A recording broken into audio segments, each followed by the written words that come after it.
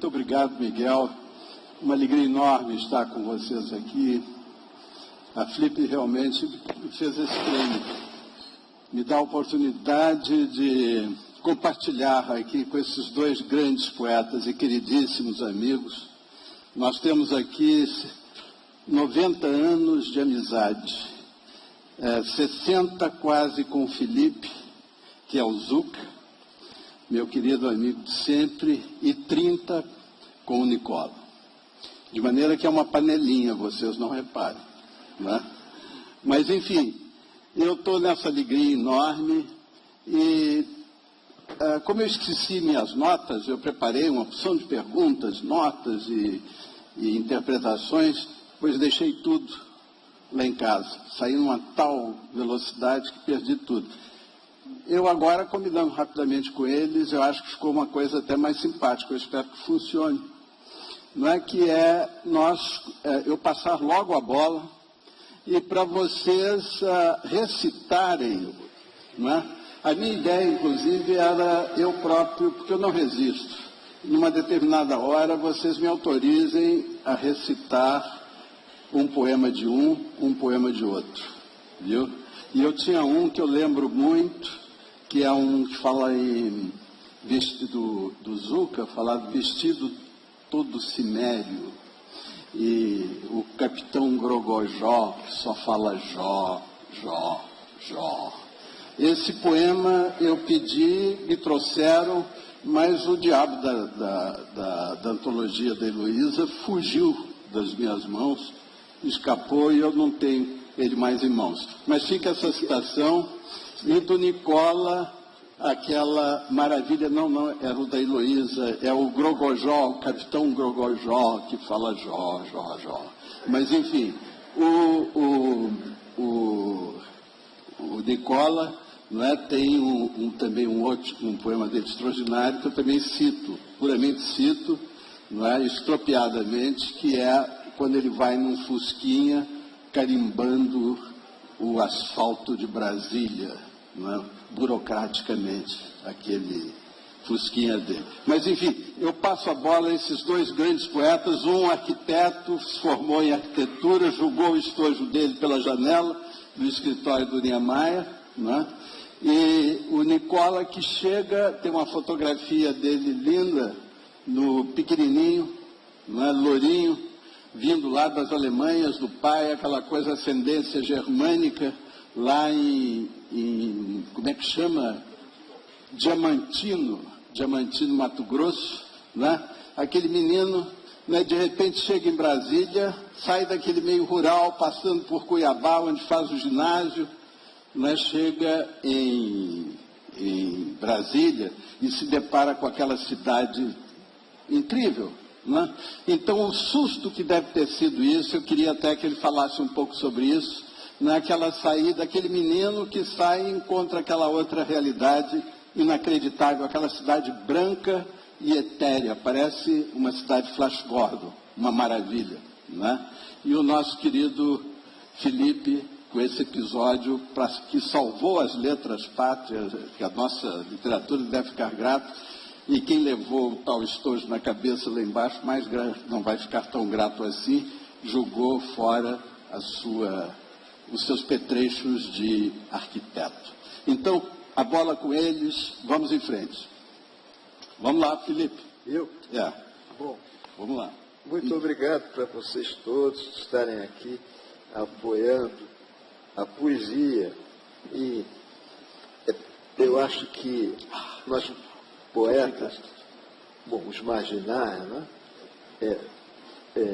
tivemos que esperar algum tempo para que nossos maus hábitos fossem compreendidos e aceitos pela elite do intelectual e cultural, sempre dizendo, esses moleques, passa para lá, isso daí na poesia é um bando de palavrões, porcaria. E anos, né, nós ficamos fora. Os tempos foram mudando e hoje, depois de todo aquele período autoritário, e todas as outras, e a nova geração entenderam a nossa linguagem, que é uma linguagem de rebeldia contra os ideais impostos pela sociedade que querem, que desejariam que a poesia fosse uma espécie de exaltação dos ideais supostos serem os bons ideais para a sociedade, ficar boazinha, todo mundo feliz, e progresso, e ordem e porrada. Isso aqui foi o tempo da nossa, como é que ele chama? Redentora. E então agora, com o livro da Heloísa, em 78, foi o primeiro, a primeira explosão desses marginais aparecerem em público. Foi um gesto corajoso da Heloísa Buarque de Holanda de publicar esses completamente desconhecidos, Chacal vendendo papelzinho de poesia na porta dos teatros, e outros fazendo no mimeógrafo, a manivela com a álcool, um exemplar que distribuía, tudo assim, quer dizer, era uma espécie de confraria quase secreta de jovens com algum velhote no meio, que procuravam, era chamada de geração desbundada, né? Porque estava fora de tudo, mas nós sabíamos que nós estávamos querendo, não, era lúdico, uma das características do movimento não, é ser lúdico, alegria, engraçado, irreverente, mas tudo isso com uma intenção de participação na indagação, na colocação em dúvida dos princípios, todo mundo atrás, contra todas as ideologias prontas, já entregues, embrulhadinhas, só pegar e botar dentro da cabeça. Nada disso, nada de ideologias prontas, sobretudo ideologias que já vinham do século XIX, antes da Primeira, da Segunda Guerra. Então, isso parecia para coisa nova, a nossa vida de todo dia, do cotidiano, aquela vida que a gente estava levando ali, de pessoas que não acreditavam mais naqueles antigos ideais, os progressos, socialismo. Tudo bem, a gente quer uma sociedade melhor, mas aquelas regras rígidas, já tudo definido por algum barbaços do século XIX, não colava mais para a gente. Então, Felipe, sim. eu posso fazer uma sugestão?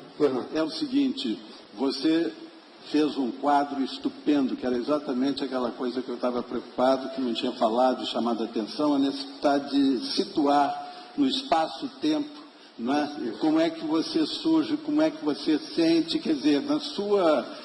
Já era a sua terceira ou quarta aparição, porque você vem desde os anos 50, não é?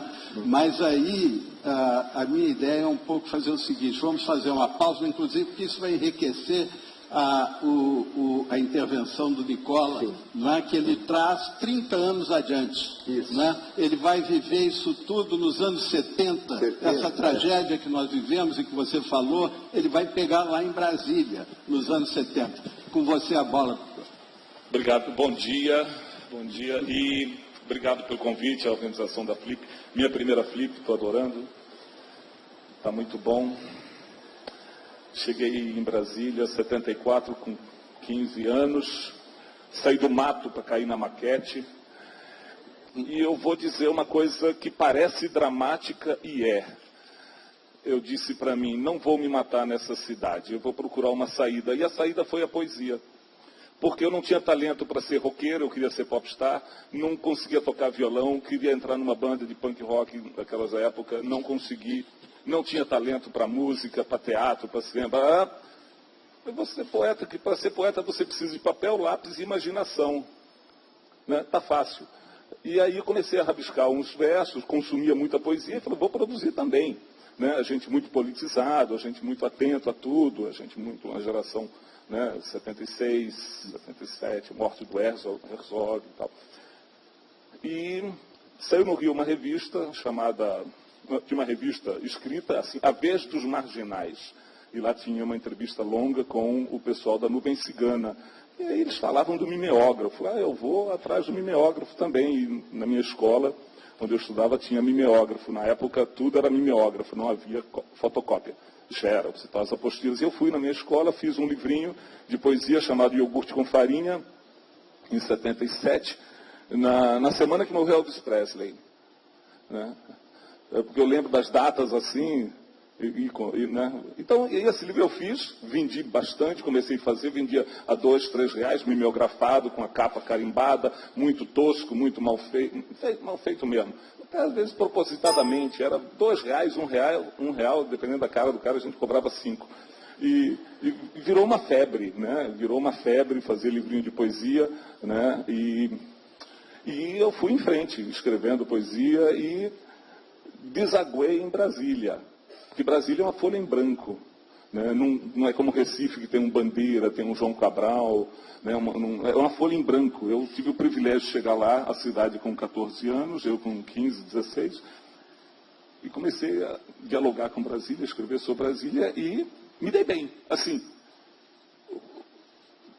achei bom, achei fácil, gostoso escrever sobre Brasília, uma cidade esquisita, estranha, que me provoca muito conflito. Né?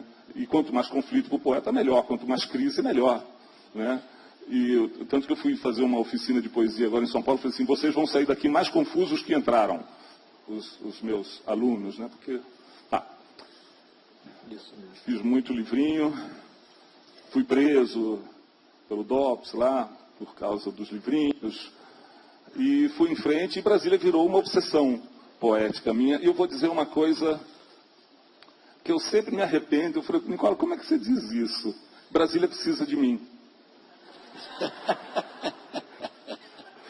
Parece arrogante, mas precisa. É uma cidade tão mal compreendida, tão maltratada, é uma das cidades mais, com uma mácula, assim, mais estigmatizadas do Brasil, porque no imaginário brasileiro, no inconsciente coletivo brasileiro, ali só tem gente andando de jatinho para lá e para cá, vendo joguinho de futebol. E não é isso. Sabe, Brasília não é isso, é também isso. É também isso. Né? Isso vai acabar. Isso vai acabar. Você vai andar de jatinho para lá e para cá. Isso vai acabar.